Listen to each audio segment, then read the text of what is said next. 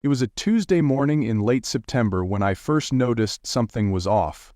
I had taken a rare weekday off work to finally tackle some home improvement projects that had been piling up.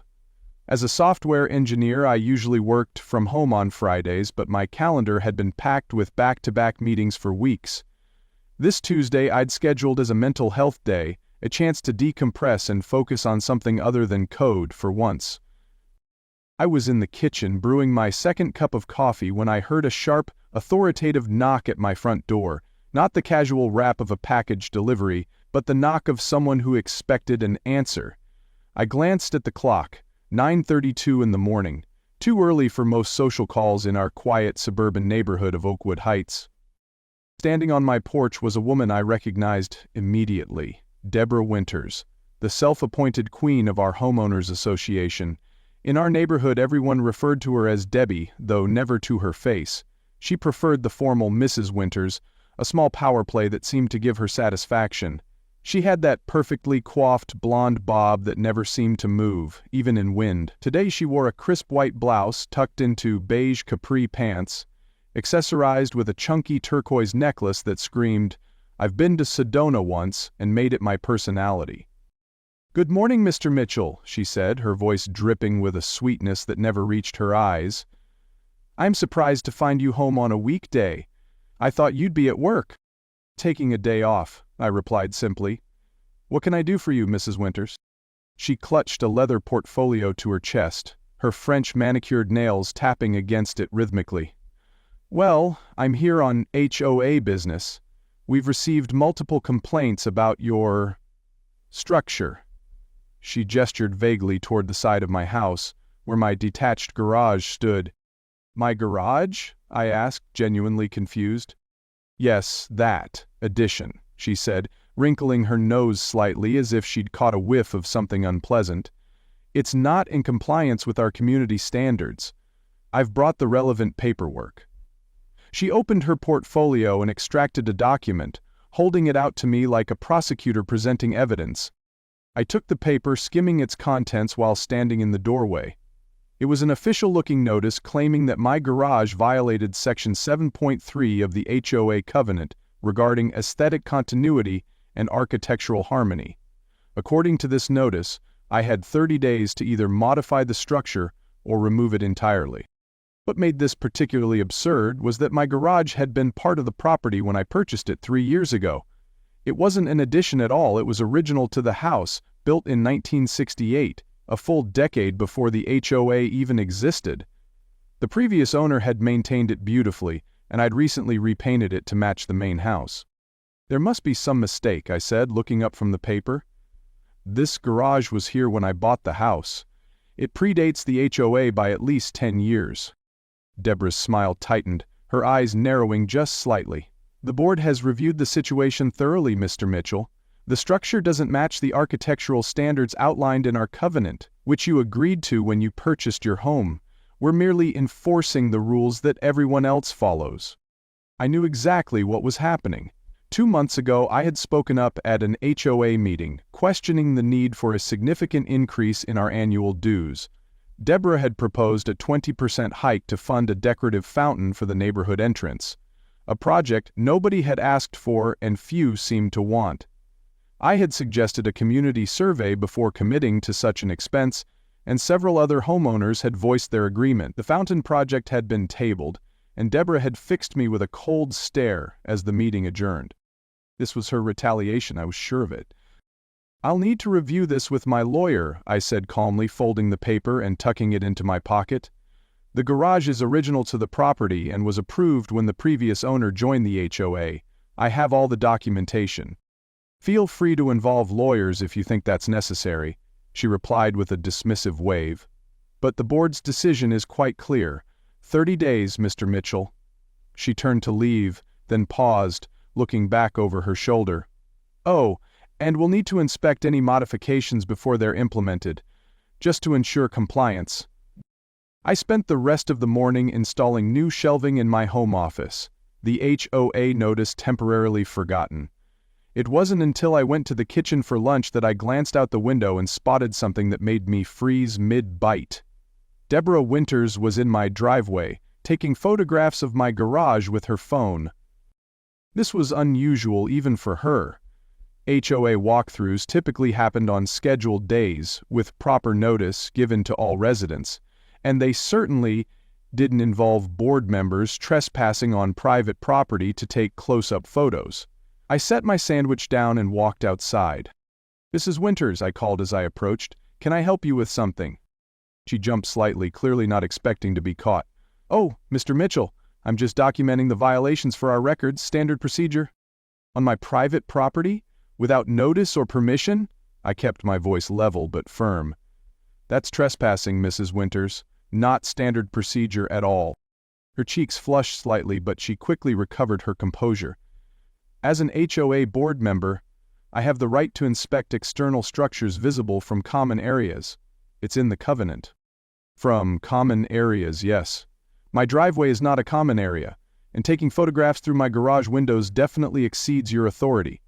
I hadn't actually caught her peering through the windows, but the guilty flicker in her eyes confirmed my suspicion.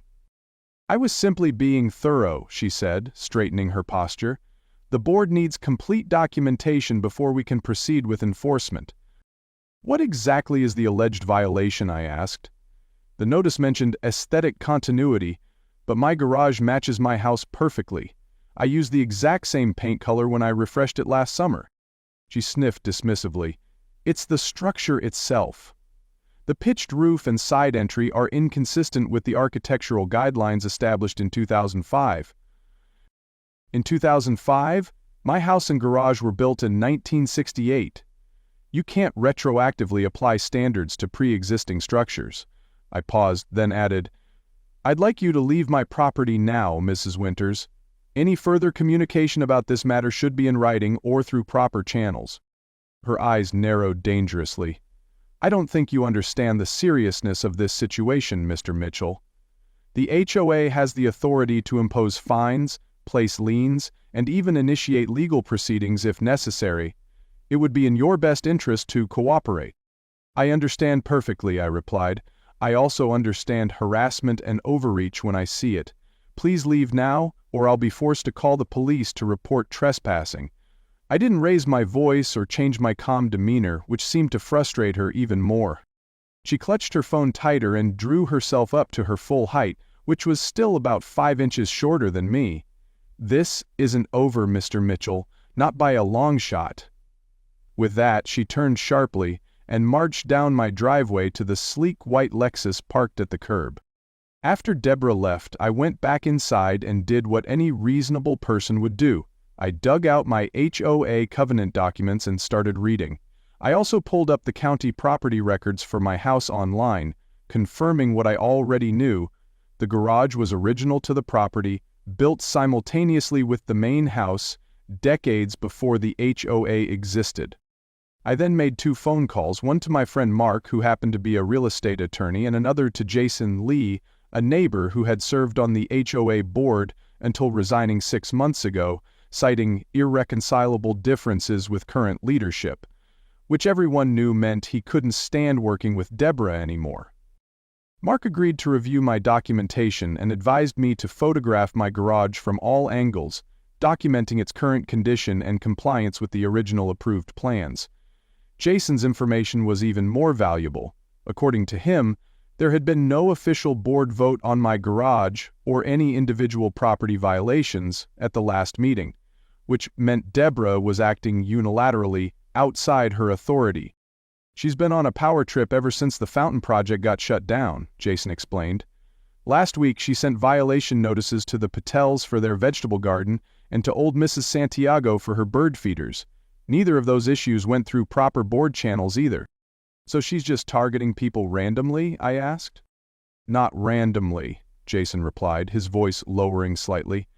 "The Patels spoke up at the same meeting you did, and Mrs. Santiago's grandson works for the local paper. He wrote that piece last month questioning the HOA's financial transparency.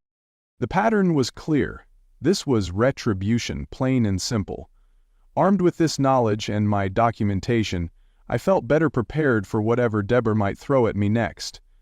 I spent the remainder of my day off completing my shelving project and organizing my garage, partly to make it look as immaculate as possible, just in case. The next morning I returned to my regular work routine, the garage dispute temporarily pushed to the back of my mind. It wasn't until Friday, my usual work-from-home day, that the situation escalated in a way I never could have anticipated. I was deep in coding mode, headphones on, when I felt rather than heard a vibration through the floor. My home office window faced the backyard, so I couldn't see the street or my garage from my desk. Curious, I removed my headphones and heard the unmistakable rumble of heavy machinery. I stood up and walked to the front of the house, peering out the living room window. What I saw made my blood run cold. A small bulldozer was positioned at the edge of my property, its engine idling.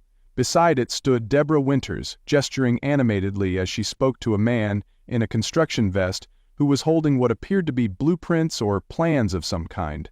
Two other workers in hard hats were marking lines on my driveway with orange spray paint, creating a perimeter around my garage. I rushed outside, not bothering to put on shoes.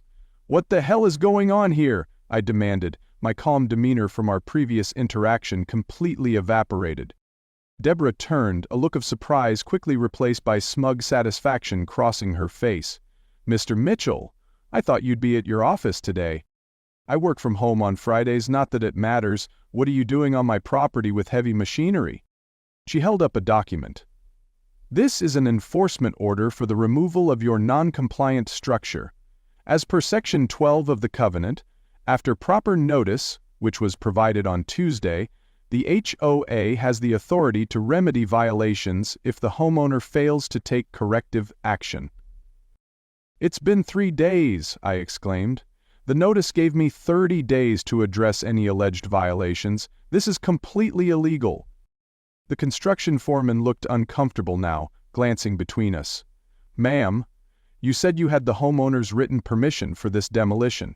You said he was away and had authorized the work to begin immediately." I stared at Deborah in disbelief. "You told them I approved this?" "I told them the proper procedures had been followed," she replied evasively. "The board voted unanimously." "There was no board vote," I interrupted. "I spoke with Jason Lee yesterday. This isn't an HOA action. This is you abusing your position for a personal vendetta." The foreman took a step back, raising his hands. "Look, I don't want to get in the middle of a dispute here. We need clear authorization before we can proceed."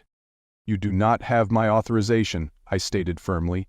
"In fact, I'm calling the police right now to report trespassing and attempted destruction of property." I pulled out my phone and began dialing 911. "That won't be necessary," Deborah snapped, her composure finally cracking. "This is an HOA matter, not a police matter." "Attempted illegal demolition is absolutely a police matter," I replied as the emergency dispatcher answered. I quickly explained the situation, requesting officers to respond to my address.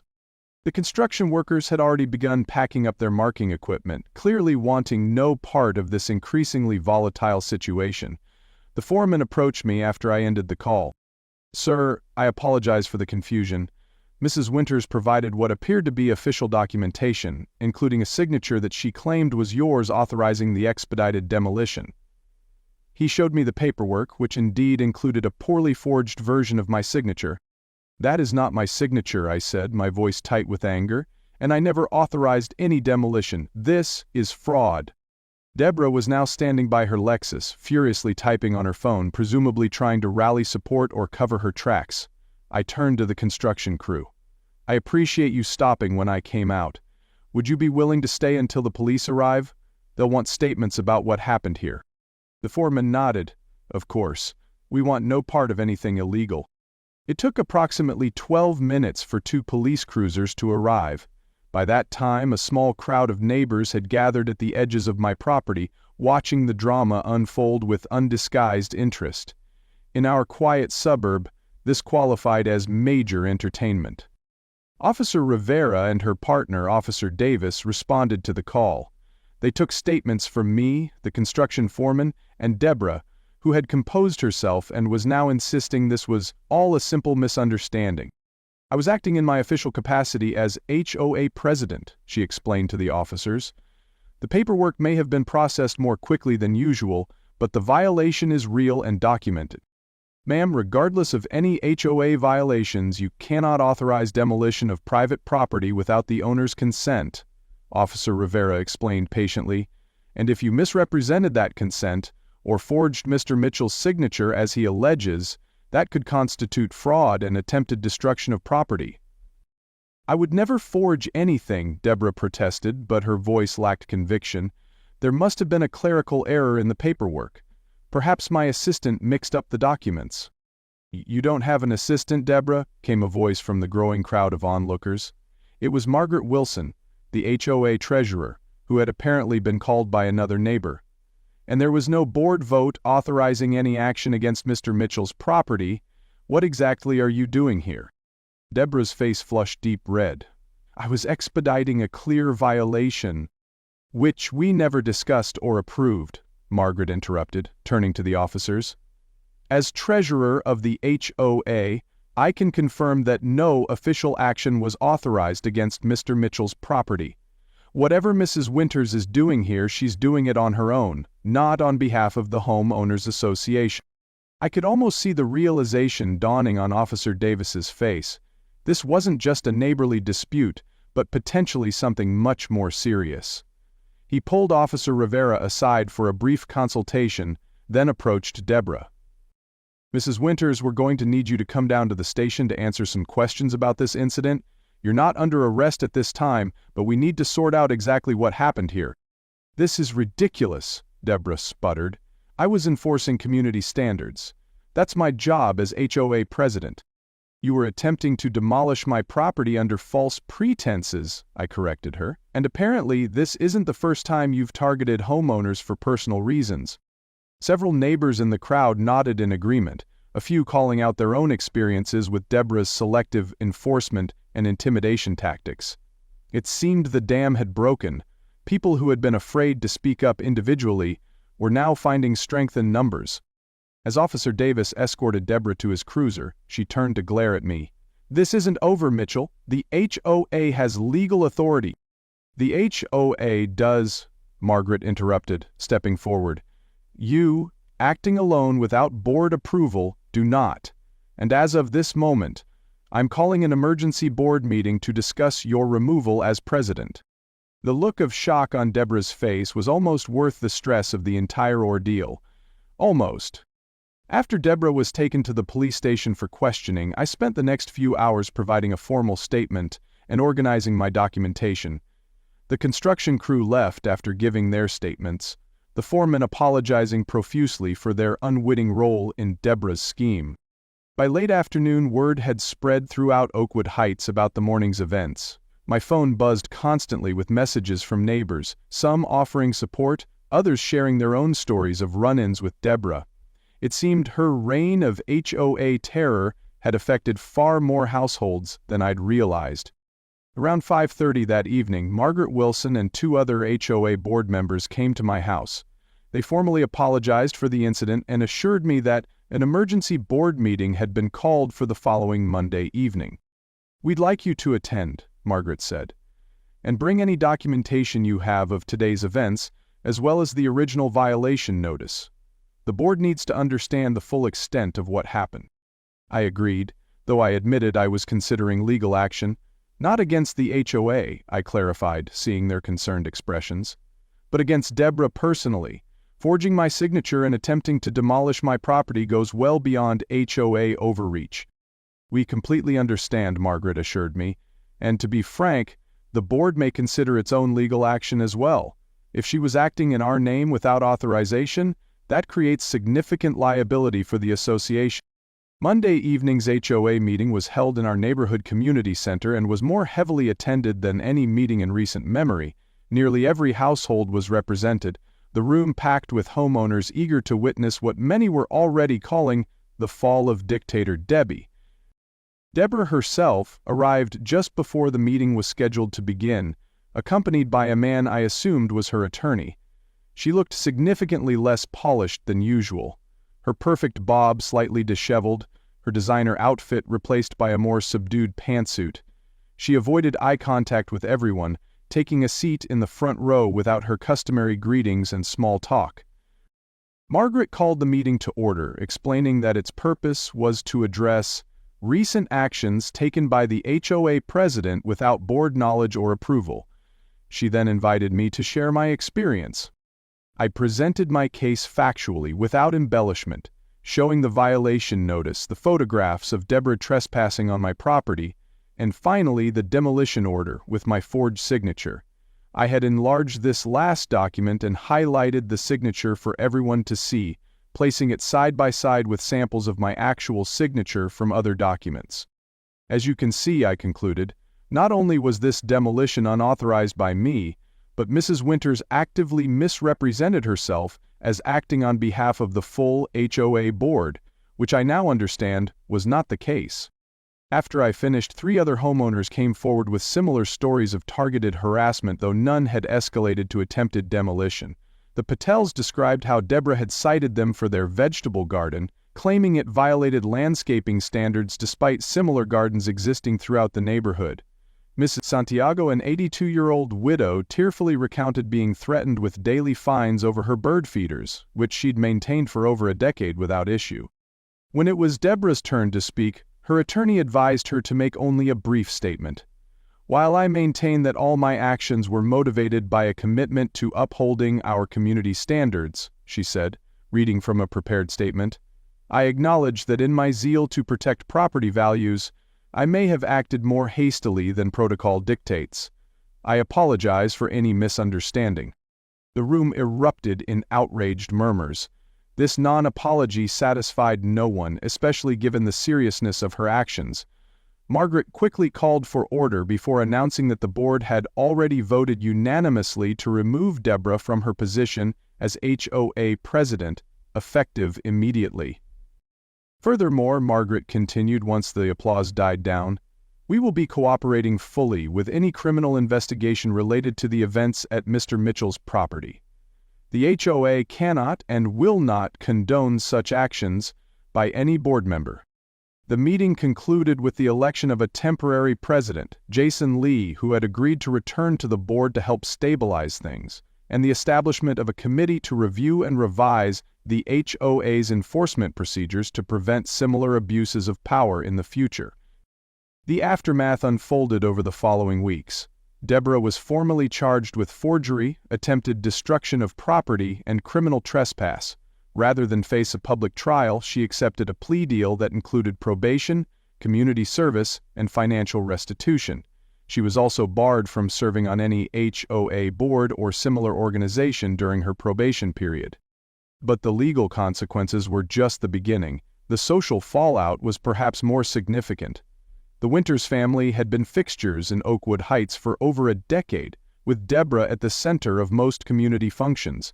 Now, invitations dried up. People were polite but distant when they encountered her. Within 6 months, a for sale sign appeared in front of the Winters' immaculately maintained, Tudor-style home. Meanwhile, our HOA underwent a transformation. Under Jason's leadership, the board adopted a more transparent approach to enforcement, with clear procedures for addressing violations and a new appeals process for homeowners who felt they had been unfairly cited. Annual dues were reduced by 15%, after a thorough audit revealed that previous increases had been largely unnecessary. As for my garage, it still stands exactly as it was, a perfectly maintained structure that matches my house and violates no reasonable standard.